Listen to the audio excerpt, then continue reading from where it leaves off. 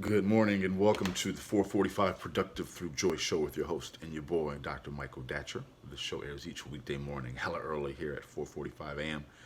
on YouTube, the Michael Datcher channel, and then at 4:45 p.m. on Facebook Live. We are a show aimed at entrepreneurs, those who have their own business, those who like to own their own business, and those who simply would like to live like a boss. If you find yourself falling within one of those designations, you've arrived at the right place. Now, as you may also be able to discern from the show's title, we're also interested in the idea of using joy itself as a technology to move us towards our goals and objectives.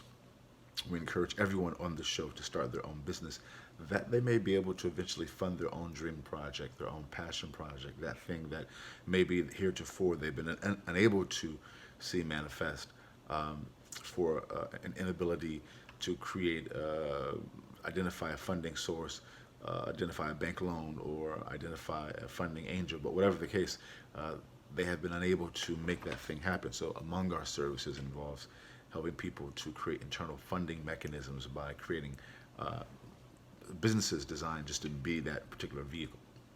So you can go to productivethroughjoy.com, hit shop, see about our services that we offer. Today, we're talking about a really important topic, the spirit and productivity. What is the tie between spirit in the broadest possible sense and productivity?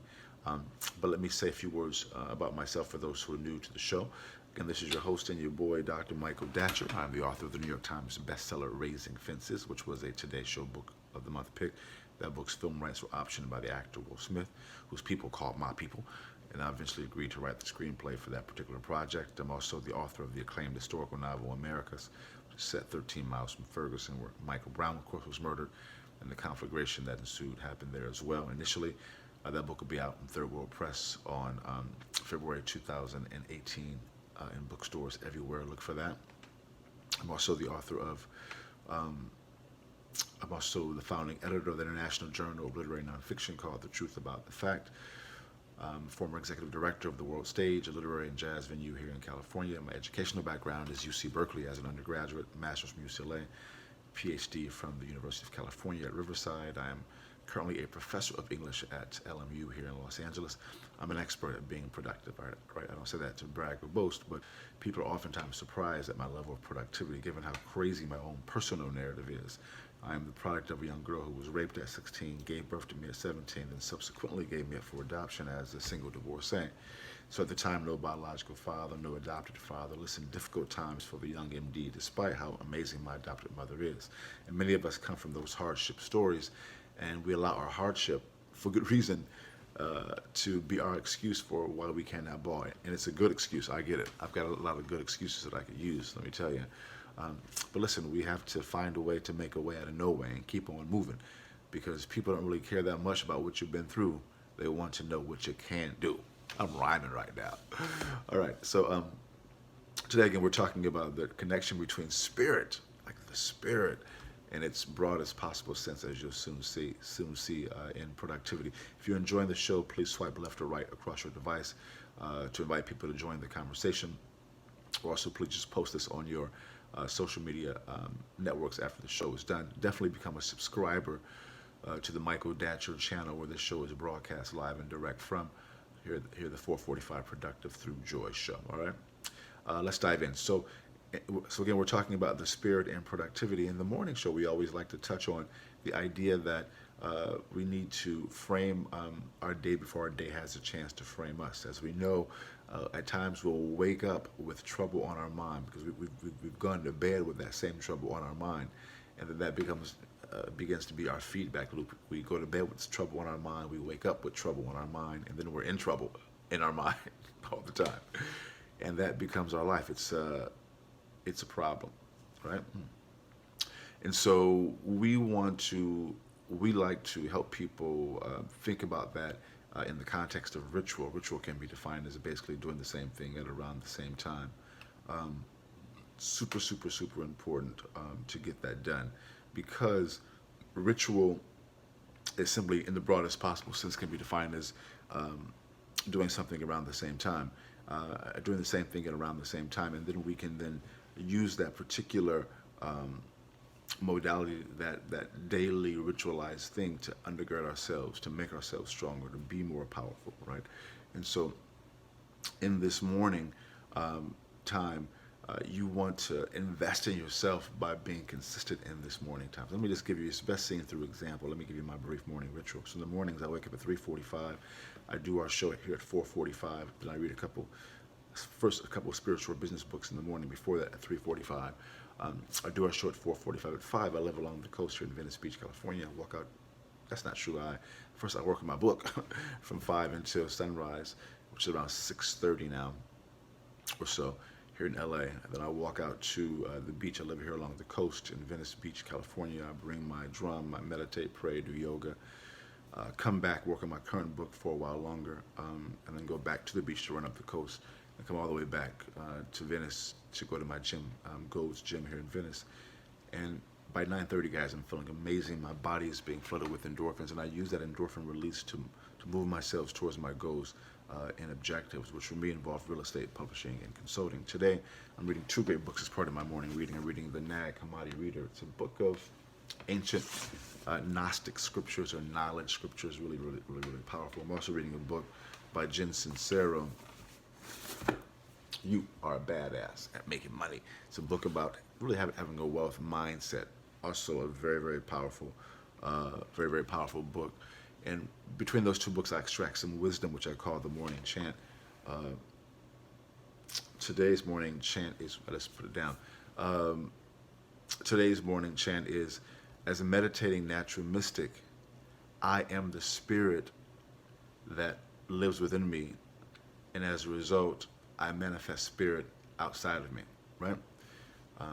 I am, as a meditating natural mystic, I am the spirit that flows within me. And as a result, I manifest spirit outside of me, right? And so I think about that throughout my day. I contemplate that idea, and I go through my day, and I also place that on my phone. I think about it, and I also create the morning and afternoon shows based upon that idea. So we're talking today about spirit and productivity. All right, so let's dive into today's show in earnest.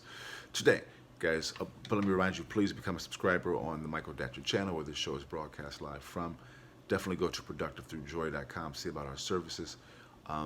Yeah, that's it. Oh, and michaeldatcher.com as well. I'm just kind of giving commercials right now.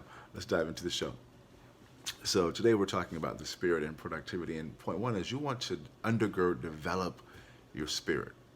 All right. So the spirit is already there, right? It's already inside of everything, all living things. But we have to do the work to bring it to the surface, to bring it to bear, to bring it to the point where it can be used more productively.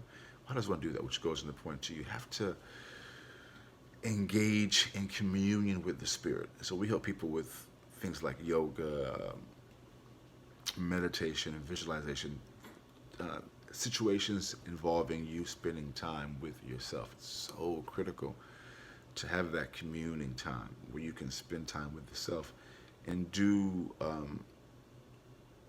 the work that needs to be done, because that's going to be the critical piece for you. Is, can you tap into the thing that lives within you? Can you tap into the spirit, that power source, whatever belief system you subscribe to, whatever it is.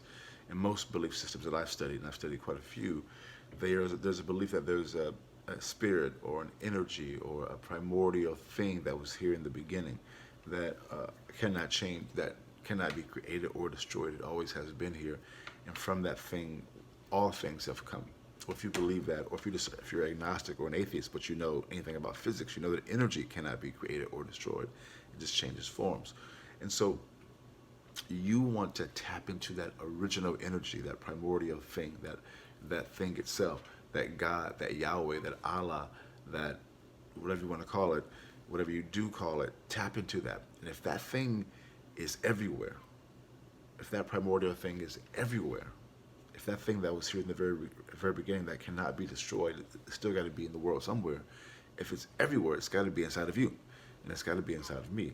So the project then becomes, well, how do we tap into the part of ourselves that's spirit inside of ourselves, right? It just makes sense. If spirit is everywhere, including inside of us, it's probably best accessible by going within, because we know ourselves the best. We're closest to us than like the moon or the spirit of the ocean, right?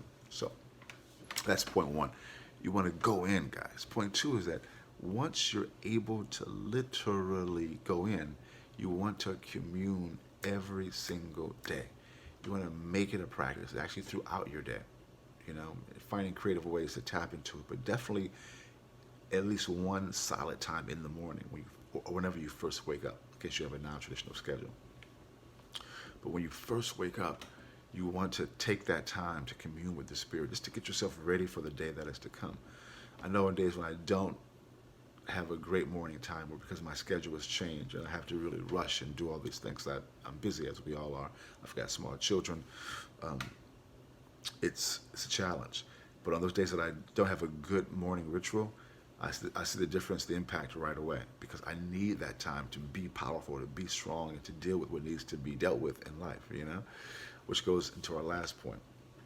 As you're able to deal most effectively in your highest form, that's when you can begin to inspire people around you, because people are watching you whether you know it or not. Your kids are watching you, people are watching you, and at times those watchers are going to be watchers, and then they're also going to hate, because that's what haters do. Haters need a job. Their job is to hate. Let the haters hate, because they have a role to play in our society. They motivate us to even to higher heights.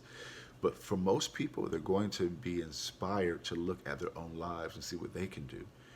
And that's what you want. You want to create an environment where you are centered in a space of inspiration. Inspiration is an insufficiently talked about and thought about idea in our everyday practical lives. At times people think about inspiration in terms of inspirational figures somewhere else out there. But your inspirational figure should be you. You should be the one inspiring yourself, and also those within your spheres of influence. That is super important, guys, because when you create a network of inspirational individuals, that network of inspiration eventually leads back to you. Folks who you've inspired, who then inspire someone else, who then inspire someone else, are eventually going to inspire someone who's going to inspire you. And that's the cycle. It just kind of keeps replicating itself. And that's how you want to live. You want to live in that type of circle. That's going to enhance your productivity in a dramatic way. And here's the other great fringe benefit. It's going to make you more joyful, because giving to people inspiration, in this case, seeing them inspire, seeing them more productive, it just feels good to give, right? Because we're all connected. As we talked about with that one thing, it's like scratching your own itching, your right hand scratching your own itching left hand. It feels good, right? And when it comes back to you, you get a chance to also be inspired and be in the joy, because you're going to be more productive as well. It's a win for everybody. All right, boom goes the dynamite. Thanks for being here. We air each weekday morning, hella early, at 4:45 a.m. here on YouTube, at the Michael Datcher channel, and then on 4:45 p.m. on Facebook. We're a show aimed at entrepreneurs, those who have their own business, those who would like to own their own business, and those who simply would like to live like a boss. Thanks for being here. Please become a subscriber to the Michael Datcher channel, where this show is broadcast live and direct from. It's free. You just push the button, subscribe. Definitely go to productivethroughjoy.com, hit the shop button, see what our services, game-changing services. Definitely go to michaeldatcher.com, see about my upcoming events. I have a new book coming out February 2018, Americas. Bookstores everywhere. Yeah, thanks for being here, guys. We love and respect you. We look forward to seeing you soon. We'll see you this afternoon for the last show of the week, until Monday on Facebook Live. Until then, let's talk about it and be about it. Deuces.